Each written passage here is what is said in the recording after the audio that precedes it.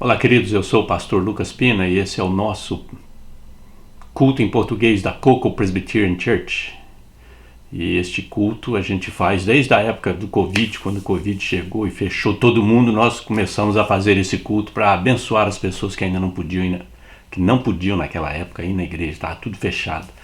E aí o Covid passou, voltamos ao normal, mas nós estamos ainda mantendo o culto com a graça de Deus. Então a ideia é te abençoar, te edificar, trazer uma mensagem de encorajamento para você. Não temos grandes pretensões, mas a ideia é essa, te abençoar com um momento de meditação na palavra de Deus. Então, espero que você goste, espero que você se inscreva no nosso canal. Esse canal que você está assistindo chama Um Pingo de Prosa.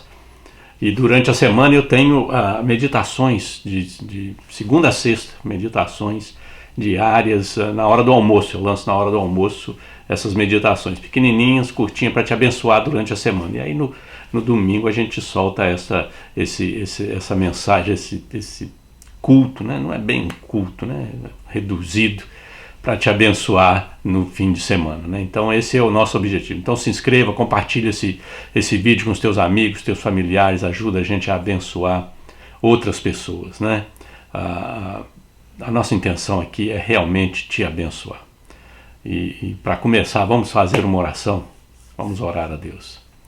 Pai, nós te agradecemos por esse instante, te agradecemos por esse momento, te agradecemos por essa oportunidade de compartilhar a tua palavra com outras pessoas, Senhor, de compartilhar uma mensagem de encorajamento, Senhor. Dá graça para essas pessoas que estão nos assistindo, abençoa a família, abençoa as finanças, ó Deus, nessa situação tão difícil, Senhor. Abençoa as finanças dessas pessoas, abre porta para trabalho, Senhor. Abençoa a saúde, ó Deus, abençoa a saúde, toca no corpo, toca na mente e abençoa o coração também, Senhor. Abençoa a fé, edifica, transforma, ó Deus, e dá graça para essas pessoas, em nome de Jesus, em nome de Jesus. Queridos, como a gente sempre faz, né? Não sei se você tem acompanhado a gente, né? Eu sempre coloco um hino, né? Um cântico de louvor para abençoar você através da música, né? Então eu vou lá no YouTube, pego um hino que normalmente é um hino que eu conheço, provavelmente, né, para você ou é desconhecido ou é antigo demais, mas pelo menos ele é uma bênção na minha vida e é uma bênção na vida de muita gente, vai ser uma bênção na tua vida. Então vamos ouvir o hino de hoje.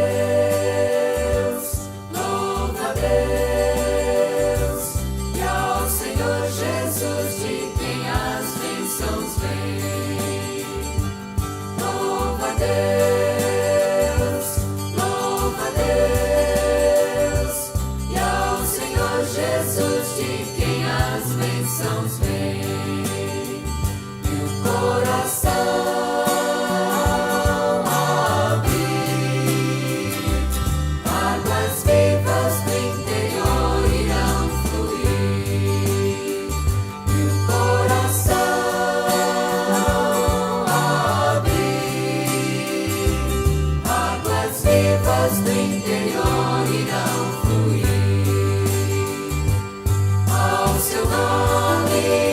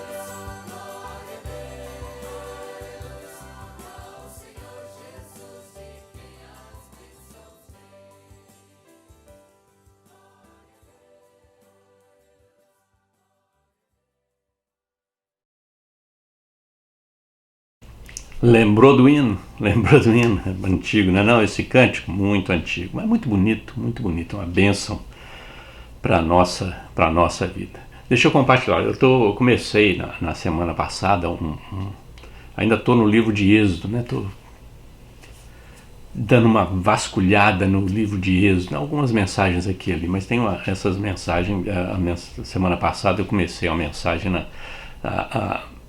sobre os opositores, né? A oposição que a gente sofre na vida cristã. E está lá em Êxodo, né? Está lá em Êxodo capítulo 17, versículo 8 a 16. Então deixa eu ler para você Êxodo 17, 8 a 16. A história conhecida, né? A história dos Amalequitas. E aí a gente vai descobrir por que Deus falou destrói todos eles, né? Acaba com tudo, não deixa ninguém, não deixa descendente, porque eles vão te dar trabalho lá no futuro, né? Capítulo 17, versículo 8 a 16, diz assim: Então veio Amaleque e pelejou contra Israel em Refidim. Com isso ordenou Moisés a Josué: Escolhe-nos homens e sai e peleja contra Amaleque amanhã.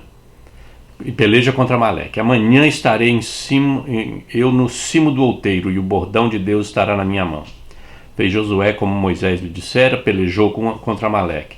Moisés, porém, Arão e Ur subiram ao cimo do outeiro. A tradução aqui é meio antiga, né? Brincadeira. Quando Moisés levantava a mão, Israel prevalecia. Quando ele, porém, abaixava a mão, prevalecia Amaleque. Ora, as mãos de Moisés eram pesadas, por isso tomaram uma pedra e a puseram por baixo dele, e ele nela se assentou. Arão e Ur sustentavam-lhe as mãos, um de um lado, outro de outro, assim lhe ficaram as mãos firmes até o pôr do sol. E Josué desbaratou a Amaleque e o seu povo a fio da espada. Então disse o Senhor a Moisés: Escreve isto para a memória, num livro, e repete-o a Josué, porque eu hei de riscar totalmente a memória de Amaleque de debaixo do céu. E Moisés edificou um altar e lhe chamou: O Senhor é minha bandeira. E diz: Porquanto o Senhor jurou, haverá guerra do Senhor contra Amaleque de geração em geração. Essa é a palavra de Deus para nós nesse instante. Vamos orar a Deus mais uma vez? Pai, agora nós pedimos que o Teu Espírito fale conosco. Que o Teu Espírito nos dê graça, nos abençoe, abre a nossa mente, o nosso coração, para os nossos ouvidos, não só para ouvir a Tua palavra, mas nossa mente e coração para que a gente possa entender a Tua palavra. Entender a Tua palavra e receber a Tua palavra. Dá graça para a gente nesse instante, Senhor. É o que nós te pedimos no nome de Jesus. Amém. Amaleque. Os amalequitas deram muito trabalho, né? A gente viu na semana passada que eles eram parentes, né? Era gente descendente de Esaú. Eles deveriam ajudar, mas não estavam ajudando, né? Eles estavam complicando a vida. Hoje nós vamos ver a tática que eles desenvolveram, né? A tática que eles desenvolveram. E esse texto aqui fala da guerra lá de Refidim. Mas a tática nós vamos ver lá em Deuteronômio, capítulo 25, versículo 17 a 18, é quando Deus pede para Moisés escrever, né, contar tudo. Fala: olha, não se esqueça. Né? Então, versículo 17 e 18 do capítulo 25 diz assim: Lembra-te do que te fez Amaleque no caminho quando saías do Egito. Como te veio ao encontro no caminho e te atacou na retaguarda todos os desfalecidos que iam após ti, quando estavas abatidos e afadigado, e não temeu ao Senhor. É a definição que Deus dá dos amalequitas. Queridos, a ideia aqui para a gente é o seguinte: nós estamos no projeto do reino de Deus. O projeto do reino de Deus é um projeto de conquista. O reino de Deus, Jesus está assentado no trono, reinando, e ele vai conquistar todos os seus inimigos, ele vai reinar sobre esse mundo, está reinando sobre esse mundo. E nós somos partes desse projeto, a igreja é parte desse projeto,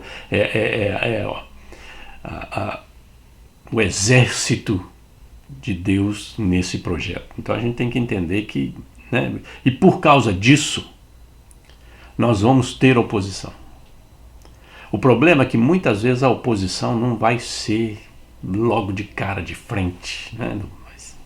A oposição vai ser sorrateira. Esse é o grande desafio para nós cristãos, porque nós não temos a mentalidade bélica, belicista, de entender estratégia de guerra, né? Existem nas nossas igrejas, graças a Deus, existem pessoas envolvidas com exército, envolvidas com polícia, alguma coisa assim. Esse pessoal pensa de forma diferente, a cabeça deles funciona de forma diferente, no sentido que eles olham coisas, eles veem coisas, entendem coisas que a gente não entende. Eu servi o exército, mas não, né? Todos nós, né, a grande maioria dos jovens brasileiros, né, servem o exército, mas a gente não é aquele, não tem a mesma mentalidade de quem está na ativa de forma integral, né, e tempo integral. Então a gente não tem essa mentalidade, a gente não entende estratégia de guerra, aquele negócio todo. Então muitas vezes passa desapercebido o que o inimigo fez, o que o inimigo está planejando. Tem gente que bate o olho e já sabe o que está acontecendo, mas a maioria de nós não sabe disso. O que Deus está falando aqui, ele tá abrindo a cortina e falando assim: olha o que aconteceu, vocês não prestaram atenção, vocês não viram, né? Vocês estavam preocupados em chegar na terra prometida e chegar o mais rápido possível. Vocês não viram o que eles fizeram com vocês, a tática que eles desenvolveram. Como é que eles não podiam, eles tentaram, né? Você lembra lá em Refidim, né? Eles tentaram fazer guerra mesmo, aberta, e não funciona a guerra aberta por causa, apesar do povo de Israel não estar preparado para a guerra aberta. Naquela época eles não estavam, né? Eles eram escravos, então não sabia mexer com arma, não sabia. Alguns deles sabiam, tiveram que receber um treinamento corrido, né, para enfrentar os inimigos, mas a presença maciça, né, enorme, era tanta gente que guerra era algo complicado para os inimigos, né? Os inimigos tinham que pensar duas vezes: nós vamos fazer guerra com esse tanto de povo, né? Não damos conta de matar todo mundo. Então é isso que muitas vezes acontecia, não se fazia guerra. Mas os amalequitas, eles usaram uma tática para minar a força, o desejo de chegar na terra do povo de Deus. Então nós não podemos abrir uma guerra com esse povo, desse tanto de gente. O que nós vamos fazer? Nós vamos fazer com que eles diminuam o ritmo. Se puder parar, quem sabe desistir. Mas como é que nós vamos fazer isso? Eles vieram ao encontro deles, né? E eles foram traiçoeiros. Olha o versículo 18, o que diz, né? O versículo 17: lembra do que o amalequita fez com vocês. Não esquece, não. Quando você saiu do Egito, não esquece.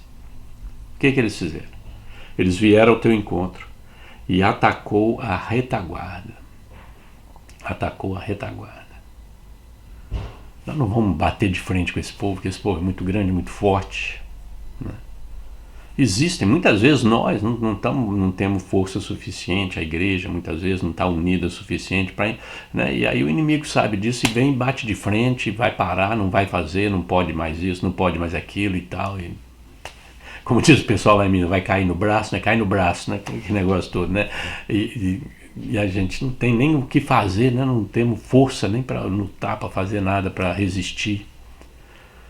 Mas a igreja como um todo, é muito difícil alguém fazer uma guerra contra a igreja toda. Então o que ele vai fazer?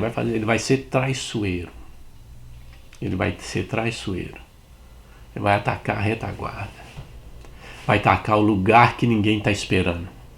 Vai atacar o lugar que ninguém está preparado para defender. Muitas vezes a gente está preparado para defender essa posição, aquela posição, e nós colocamos todas as nossas forças, os melhores soldados ali, porque é ali que é a coisa, ali que o bicho vai pegar, né? Pelo menos na nossa opinião, é ali que a coisa vai pegar. O inimigo esperto fala, olha, se a gente atacar ali, os melhores soldados estão ali, os melhores crentes estão ali, os melhores, o povo mais forte está ali, nós vamos apanhar de muito. O que nós vamos fazer? Nós vamos atacar a retaguarda, onde eles não têm defesa. Não tem defesa. E esse é o grande desafio para nós, queridos. É a nossa retaguarda. É o nosso... aonde nós não estamos prestando atenção, né? O nosso ponto cego. Toda igreja tem o seu ponto cego. É aquele ponto que o pastor, o presbítero, diz, olha, não dá para ver, tá bem aqui atrás. Não está perto, não está dentro da visão do pastor, do presbítero, dos conselhos, dos diáconos, não está dentro da visão deles. Então eles olham, parece que não tem nada acontecendo aqui atrás. Mas a luta está acontecendo lá atrás. Eles têm aquela visão panorâmica aqui, tem a visão periferal aqui, né, periférica, mas eles não olham o que está acontecendo atrás. E o inimigo sorrateiramente atacou essa área. E é isso que ele faz. A oposição. A tática dele é ser a tática traiçoeira. Atacar a retaguarda, onde ninguém está esperando. Onde não existe nenhum preparo para isso. Muitas vezes é a criança, né? E a outra coisa é o seguinte, não é só traiçoeira, é covarde. Essa tática é traiçoeira porque nós estamos esperando o ataque nessa posição, na frente, porque nós estamos marchando, nós estamos caminhando. Então nós estamos pensando que o inimigo vai vir tentar parar todo mundo aqui. Então o que a gente faz? A gente põe os melhores combatentes, os melhores soldados na frente para enfrentar a batalha. Porque a gente acha que a batalha vai vir de frente. Eles não, eles vão atacar lá na retaguarda. Ao atacar na retaguarda, esse ataque vai ser um ataque traiçoeiro, né? Mas não só traiçoeiro, mas covarde. Por que covarde? Porque normalmente, o que a gente faz quando a gente põe as crianças para trás? A gente põe as mulheres para trás, a gente põe os idosos para trás e os soldados vão para frente e eles vão fazer uma muralha, uma barreira para lutar contra os inimigos e proteger os mais fracos. O problema é que se você coloca eles lá atrás, muitas vezes você está preparado para um ataque frontal, mas você não tem proteção na retaguarda, ou proteção suficiente. E o que o inimigo fez? O que os amalequitas fizeram? Eles atacaram a retaguarda. E eles foram covardes, porque olha o que Deus diz assim, e te atacou na retaguarda. E atacou quem? Na retaguarda. Os soldados bons, fortes, valentes, estava tudo lá na frente. Atacou os desfalecidos que iam após ti, quando estavas abatido e afatigado. Os desfalecidos, os abatidos, os afatigados. Você está cansado? Vai lá para trás. Nós temos que continuar andando. Idoso, vai lá para trás. Mulheres, vai lá para trás. Criança, lá para trás. Os machucados, lá para trás. O que o inimigo fez? Atacou lá atrás. Lá atrás não tinha proteção suficiente. Covarde. E a gente tem que entender isso, queridos. A gente tem que entender isso. Você lembra no Novo Testamento, quando Jesus enfrenta o demônio, né? Demônio atacando criança, atacando velho, mulher. Não escolhe, né? Vai atacar os maus. É triste ver isso, né? É triste ver isso. E é a realidade, porque o inimigo é cruel. O inimigo é cruel, a gente tem que entender isso. Então eles vão atacar, a gente fala, eles não vão fazer isso numa escola, não vão fazer isso com criança. Vão, olha o que eles estão ensinando nas escolas. É só os pais abrir o olho e começar a ver o que está sendo ensinado. Aqui está uma briga aqui nos Estados Unidos por causa de currículo. Por causa de currículo escolar. Uma briga feia. Por quê? Porque o governo, o pessoal que tem essa mentalidade mais socialista, aberta, não sei o quê, seja lá o que for que você queira achar mais povo, eles querem instituir o currículo deles. E eles não querem que os pais saibam ou deem palpite no que os meninos estão aprendendo. Pegou a ideia? Eles querem ter ampla liberdade para ensinar o que quiserem para os filhos sem os pais saberem ou poder dar palpite no que deve ser ensinado. Esses dias mesmo nós vimos aqui a briga aqui na Flórida com a Disney, porque vazou um vídeo, né? Não sei se vocês estão sabendo no Brasil, talvez não, porque essas notícias quando é de um lado não chega no Brasil, né? Infelizmente, mas aqui na Flórida chega, né? A gente está sabendo. Vazou um vídeo do top, né? do pessoal do topo da Disney sobre o transgender, né? E eles defendendo que eles têm que criar mais personagens da Disney naquela área, naquela linha. Para quê? Para ensinar as crianças a respeito disso. Então a guerra está acontecendo, queridos. A guerra está acontecendo. E eles vão pegar os mais fracos, vão pegar os velhos, vão pegar as crianças. É isso que eles vão fazer. É o que os amalequitas fizeram. Agora tem uma coisa aqui muito interessante que às vezes a gente fala dos amalequitas e fala, são covardes, são hipócritas, traiçoeiros, aquele negócio todo. Mas tem uma coisa aqui que a gente não nota. Que lá no finzinho do versículo 18, ele diz assim, e não temeu a Deus. E não temeu a Deus. Isso revela o caráter da oposição. O caráter da oposição. Eles não temeram a Deus. E eles são, né, descendentes de Abraão. Mas não estavam nem aí para Deus. Eles achavam que Deus não estava nem aí, que Deus não ia ver, que Deus não ia se importar, que Deus não ia se envolver. Nós vamos ter que atacar esse povo, parar esse povo, fazer esse povo voltar para o Egito, arrumar outro lugar para ir, não aqui. Nós vamos atacar as crianças, atacar as mulheres, atacar os homens, os fracos, os doentes. É esse povo que nós vamos atacar, então nós vamos atacar esse povo. E nós não estamos nem aí se Deus vai ficar contente ou triste, vai concordar ou não, se Deus proíbe ou não. Não estamos nem aí para a opinião de Deus. Nós vamos fazer aquilo que precisa ser feito para impedir esse povo. Total falta de temor a Deus. E é isso que nós estamos vendo, né? Estamos vendo isso na política, estamos vendo isso na escola, estamos vendo isso na mídia, estamos vendo isso nos filmes, nas novelas. Total falta de temor a Deus. E esse povo acha, né? Alguns deles não acreditam que existe um Deus.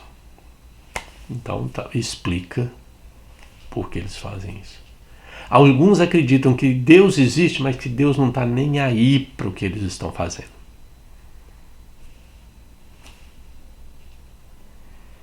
E essa é a atitude dos amalequitas aqui. Que é essa atitude covarde, traiçoeira e de falta de temor a Deus. Falta de temor a Deus. E não temeu a Deus.